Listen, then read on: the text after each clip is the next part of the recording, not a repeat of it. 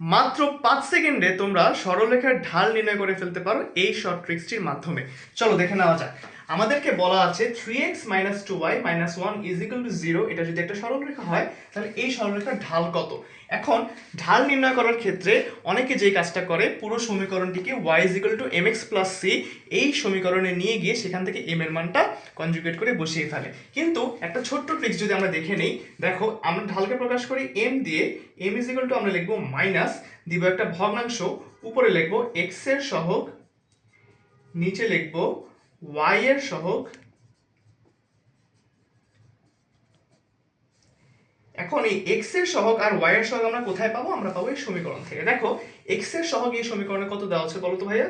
3 দেওয়া আছে। y এর সহগ কত দেওয়া আছে? -2। সো এই মাইনাসে মাইনাসে প্লাস হয়ে গেলে আমাদের বাকি থাকে হচ্ছে 3/2। এই 3/2 হচ্ছে আমাদের ঢাল, অর্থাৎ 3x - 2y - 1 = 0 সরলরেখার ক্ষেত্রে ঢাল হবে আমাদের 3/2। তোমরা আমাকে কমেন্টে জানাবে যে -5x - 7y + 2 = 0 এই সমীকরণের ক্ষেত্রে ঢালের মান কত?